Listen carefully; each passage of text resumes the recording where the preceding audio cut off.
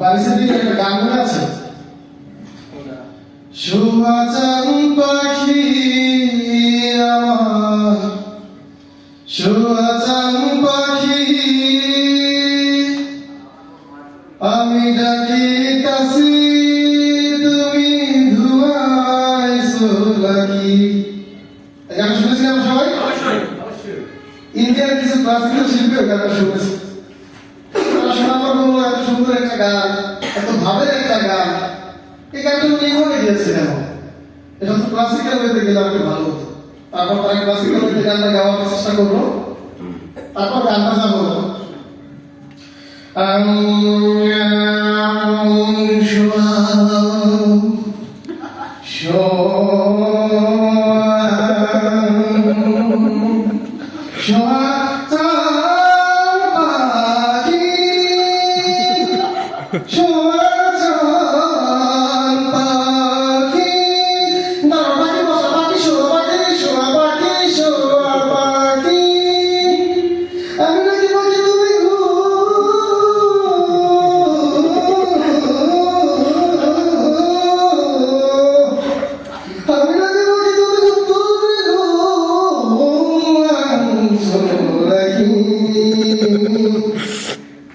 একটা পর্যায়ে এই গানটা চলে গেল ওয়েস্টার্ন এলাকায়।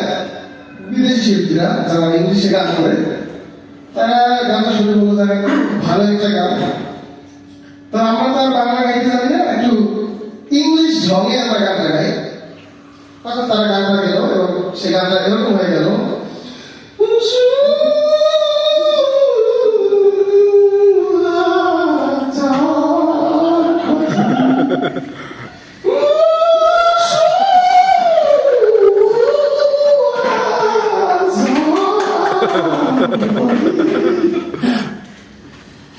যাই হোক তারা মোটামুটি ভাবে এই গানটা বাংলাদেশে পাঠানোর পরে আমাদের ব্যান্ড শিল্পী সমাজ যখন গানটা পেয়েছে তখন তার স্টাইলে গানটা সে গাওয়ার চেষ্টা করলো এবং সেই পর্যন্ত গানটা এভাবে দাঁড়ালো,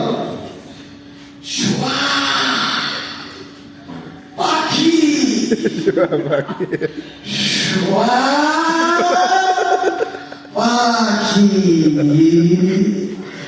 চার পাখি শোভা পাখি, চার পাখি শোভা পাখি, পাখি পাখি পাখি চার পাখি শোভা পাখি, চার পাখি শোভা পাখি, পাখি পাখি তুমি ঘুমাইছো নাকি, চার পাখি শোভা পাখি, চার পাখি পাখি পাখি। এরপর আরেকটা গান আছে হাবিবের, গানটা আমার এরকম ছিল,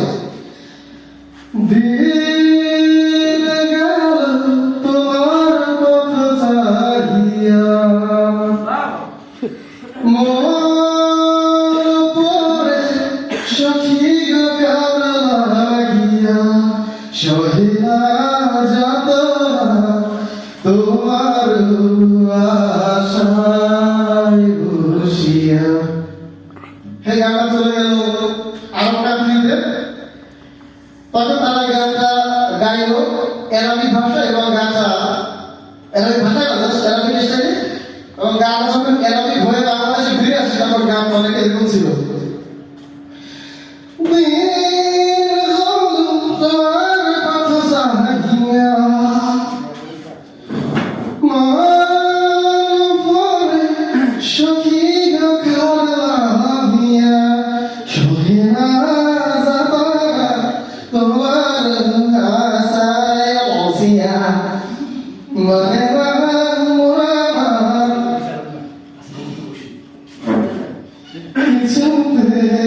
যায়